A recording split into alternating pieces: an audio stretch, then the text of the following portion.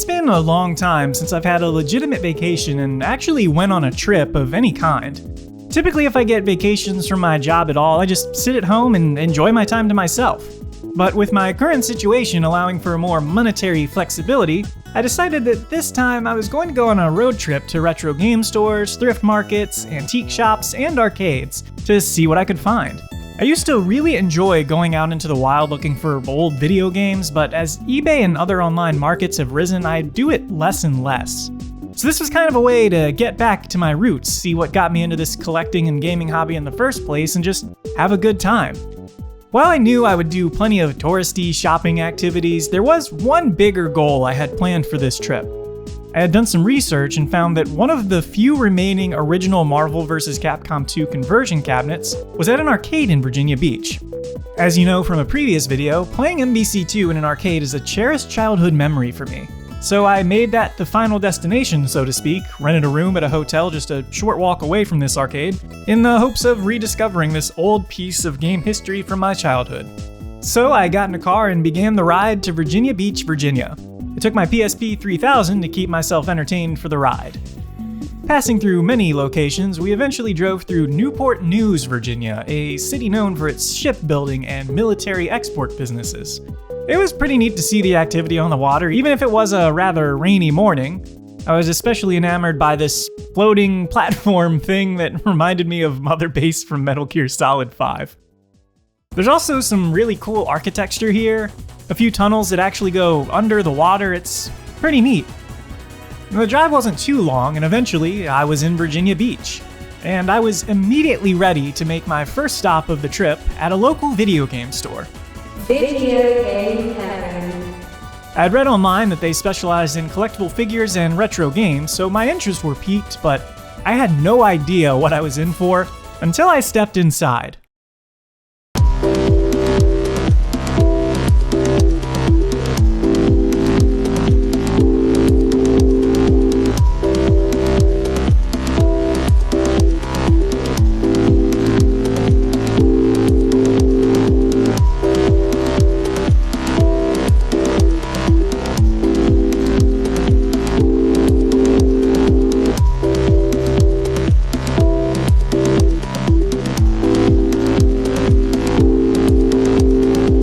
Now, I won't lie, I looked at pictures of this place online, but I thought it was a lot smaller than it is.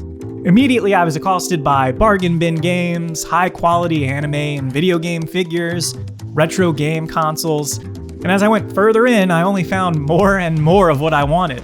Tons of retro video games, all neatly displayed in glass cases, retail prices proudly displayed.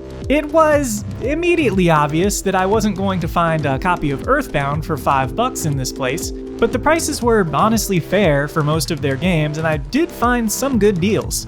The prices were agreeable, and whoever owns this place obviously cares about the hobby. Even boxed retro titles had acceptable prices and were in relatively fantastic condition for the price. The staff was my favorite part. This isn't GameStop, a simple, hey, how are you, let me know if you need me, and then they left me alone until I asked for help. I was especially enamored by their PlayStation 2 and portable game collections. I've been really into replacing some PlayStation 2 titles I sold on hard times years ago, and I've been really into Game Boy and PSP collecting lately, and I picked up a few things on this visit that I'd been after for a while on those consoles. But I had a feeling I'd be back for another round of browsing before I left town, and I didn't want to blow all of my funds on my first stop. I ended up leaving with Hot Shots Golf, Dissidia Final Fantasy, and Final Fantasy Tactics on the PSP, Final Fantasy XII, Ace Combat 4, and Dot Hack 1 and 2 on the PlayStation 2. I also picked up Final Fantasy Crystal Chronicles on the GameCube, and Pocket Bomberman on the Game Boy Color. The highlight purchase for me, however, was a copy of Lufia, The Ruins of Lore on the Game Boy Advance. I've played this game all the way through in the past when I was in high school, but it was on an emulator on the PSP. So to have an actual physical copy of it in my collection is pretty cool, even though it was a little bit more than I wanted to spend. I'm still happy to add it to the collection. Before leaving, I spoke with the employees for a bit. Asked them what I should check out, and they advised me that they have a sister store, so to speak, called Cool Stuff. But it was more focused on the figures. Still, they did say that they did sell games there and that I should check it out. And on that note, I left for the next goal: lunch. We stopped at a local mall with a Dave & Buster's attached. Dave & Buster's, or D&B, is a chain restaurant / arcade, kind of like a Chuck E. Cheese's except with alcohol, decent food, and a more adult-friendly atmosphere. After having a lovely chicken tender and french fry lunch, we spent some time playing games in the arcade, but this is a typical D&B arcade, so I'm not going to spend a lot of time talking about it. I had some fun before exploring the rest of the mall it was attached to, in which I found nothing. There was nothing that caught my interest at Lynn Haven Mall in Virginia Beach. I left there empty-handed. I'm sorry, it was boring. Now, my mom had joined me on this trip, and she was the designated driver, so we were also stopping at places that she had done some research on and wanted to visit. She also enjoys antique shops, and we stopped at a place that she had discovered simply called the Virginia Beach Antique Mall. My expectations for this place were pretty low. Usually when my mom tries to tell me about a place that she's found that has video games, it's just a bunch of DVDs and no games at all.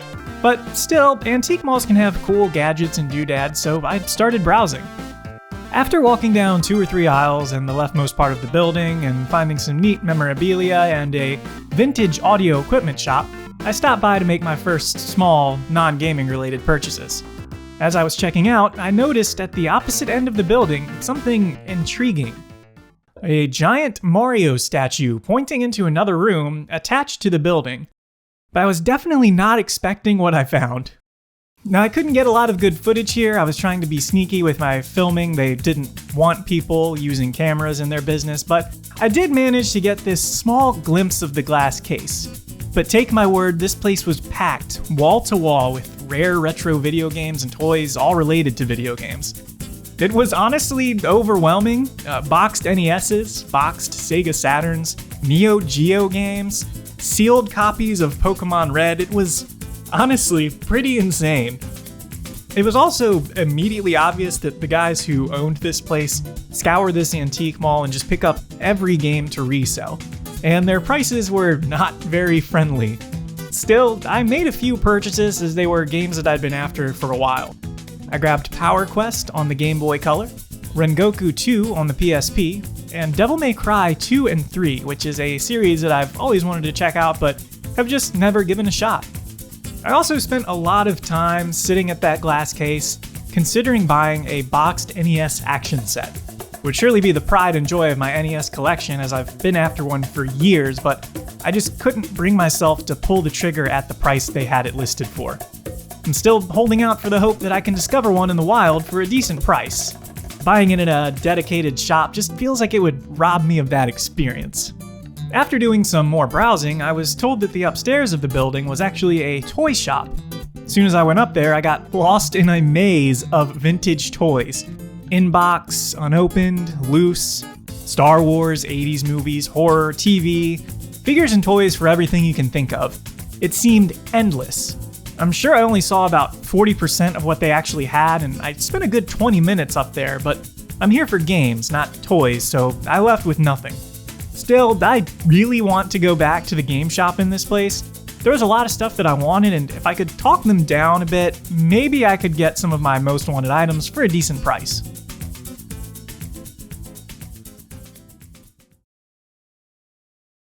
With the shopping and lunch out of the way, for now we decided to check into our hotel before planning our next steps.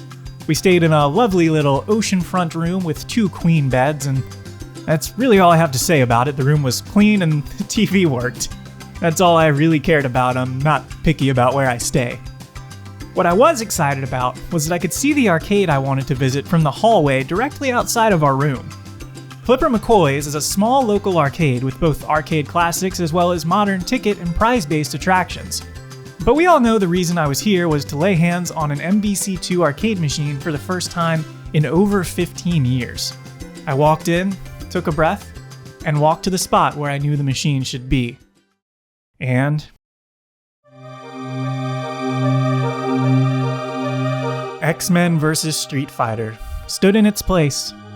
Marvel vs. Capcom 2 was nowhere to be seen. I continued walking around the entire building and I couldn't find it. Finally tracked down an employee and asked the fated question: "Where's Marvel vs. Capcom 2?" And to my disappointment, he informed me that it had broken and been removed from the premises years ago. Now, I was devastated by this, to be honest. This was more or less the reason I made this trip. I just wanted to recapture a little piece of my childhood, and sadly, it just wasn't in the cards.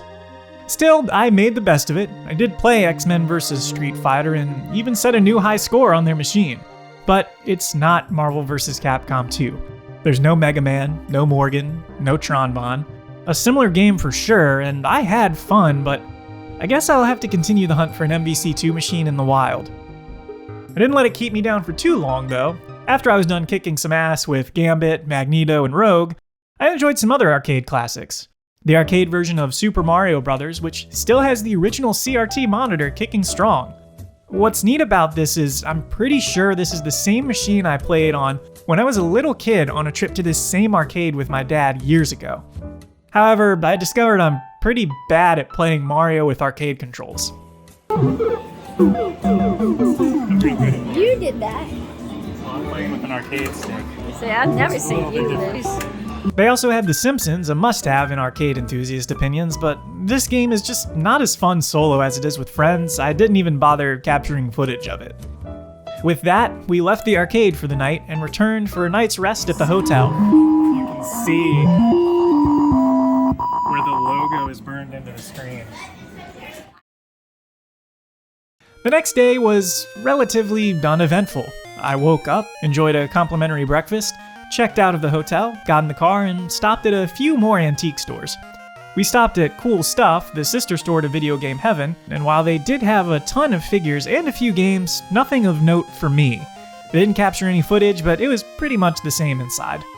I did, however, return to Video Game Heaven and make a few more purchases, as I had predicted I would.